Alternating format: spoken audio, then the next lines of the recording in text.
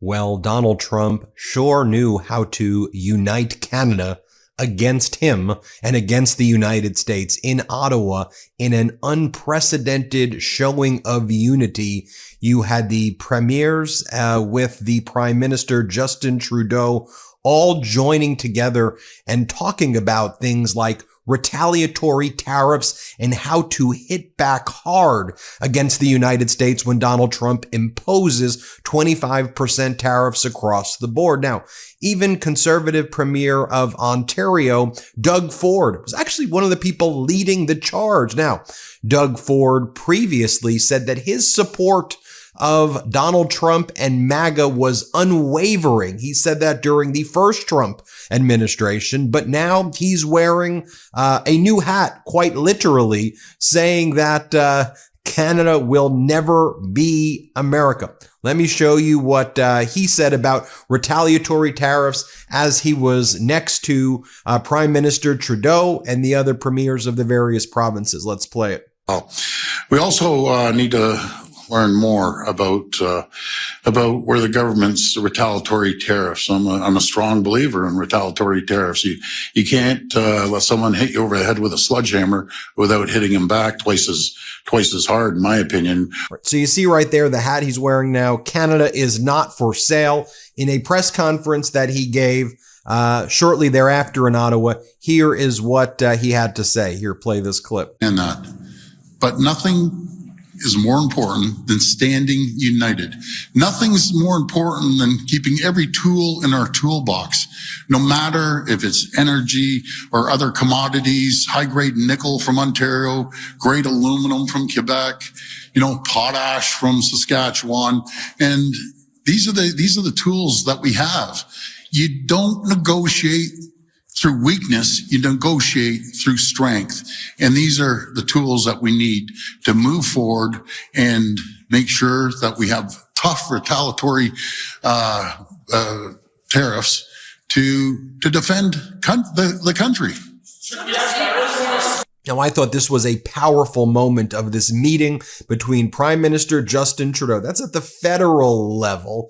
Prime Minister Trudeau from the Liberal Party. And then you had the Premier of Ontario, Doug Ford, and the other premiers who are there at the provincial level, kind of like the governors, if you will, from my American counterparts in Canada. And here's what Doug Ford says. He goes, look, you're never going to see in America what you're seeing here right now in Canada. You're never going to go and see in the Oval Office Democrats and Republicans uniting with Trump to attack Canada. He goes, we're uniting here to fight back against Trump's threats. No matter what party he is, he goes, whether you're the Green Party, NDP, Orange Party, Liberal Party, Conservative Party, you name it, BQ, whatever. We are uniting against Trump. And this is a powerful move from someone who used to be very favorable to Trump. Listen to what he says here. Play this clip. Political parties sitting down and we have a robust conversation. We may agree or disagree, but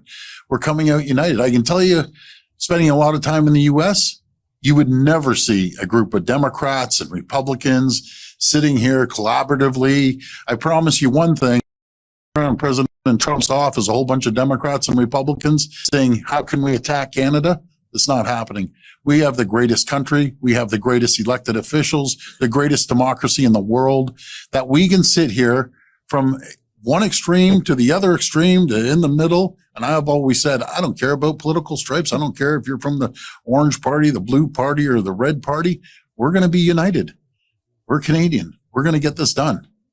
Now, one of the things, though, that Doug Ford pointed out as well, and I'll show you these clips here as well, is that there was one of the premiers of Alberta, Danielle Smith, who humiliated herself. A total disgraceful move. She went to Mar-a-Lago trying to divide and conquer against the other provinces in Canada. She was trying to cut a side deal with Donald Trump just for Alberta, the oil industry there, and her people to screw over the other provinces. So she's someone who Donald Trump's trying to use to divide and conquer. But get this.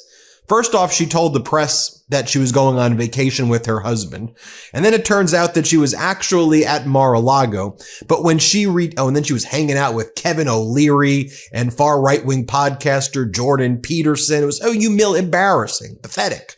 Then when she returned, it was more pathetic because not only did she not get a deal, but Donald Trump told her, go pound sand, get the hell out of here, essentially. And so she then said, actually, he's going to do 25% tariffs on us, and he's going to do it to everything, including crude oil. No one's exempt. Yeah, duh. That's what we tried to tell you before you made a fool of yourself going there. Ridiculous. So this is from this meeting, though, where you have Doug Ford, you have Prime Minister Trudeau. Let me share with you what goes on here. First, let me play this clip. Let's play it. Donald Trump is a brilliant negotiator. That's what he's done his whole life. That's exactly what he's done. And he's sitting there with a big smile on his face thinking, wow, I'm going to divide and conquer. Remember one thing, united we stand, divided we fall. We need to be united. Now here's another clip of Ford. Let's play it. I understand Danielle Smith has posted online her sort of reaction to this and why she didn't sign the communique, saying she can't support what's going on today because the idea is still being floated about putting an export tariff on our oil and gas. So what's your reaction to that? Why were you unable to bring her on board with this? Doug, you want that? Well, that's what's unique about our group. Everyone has their interest at heart, and I respect Premier Smith. I respect that she's concerned about protecting her energy, and that's her choice. That is her choice. But I have a little different theory. I have a different theory that protect your jurisdiction, but country comes first. Canada's a priority. And I don't believe in jeopardizing one sector or another. Premier Smith's oil is Ontario's auto sector, right? So again, we all have different views and we can respect each other's views. But at the end of the day, when the tariffs come, it's going to affect Albertans. It's going to affect people from BC and Saskatchewan and Manitoba, Ontario, Quebec, all the way down the road. No one's exempt from that. And all I believe in, if it comes to that, let's have the tools in our toolbox to react, to send a strong message. But it's not going to be, all of a sudden one province or one territory is exempt on this. When Donald Trump comes at us, he's not going to say, well, let's not worry about Ontario. They're good people or Alberta. He's coming full tilt at Canadians. This episode of the MeidasTouch podcast is brought to you by Wild Grain. Wild Grain is the first bake from frozen subscription box for artisanal breads, pastries, and pastas. Wild Grain's boxes are fully customizable to your taste and dietary restrictions. In addition to their classic variety box, they recently launched a new gluten-free box and a plant-based box that is 100% vegan. Best of all, they take the hassle out of baking, since all items bake from frozen in 25 minutes or less with no mess or cleanup. Now, my personal experience with Wild Grain has been incredible. I wouldn't steer you wrong. It's super convenient and all the products are high quality and super fresh. I cannot say enough good things about Wild Grain, and I know that you're going to love them as much as I do. Are you ready to bring all your favorite carbs right to your doorstep? Be sure to check out Wild Grain so you can begin building your own box for artisanal breads, pastas, and pastries. For a limited time, Wild Grain is offering our listeners $30 off the first box, plus free croissants in every box when you go to wildgrain.com/Meidas to start your subscription. Finally, here's Prime Minister Trudeau. Let's play it. The incoming American president specifically and has explicitly targeted one industry in Canada, one sector of the economy. And it's not the Alberta oil industry. It's the Ontario auto sector. It's an auto pact that has been incredibly successful for 50 years in building cars on both sides of the border that benefits both Canadians and Americans. That's the target. But you don't hear Doug saying, oh, no matter what, we got to protect the auto. Yes, he does say that, but it's not at the expense of everything else. He's just pointed out that he's a Canadian first, as much as he's passionate about Ontario.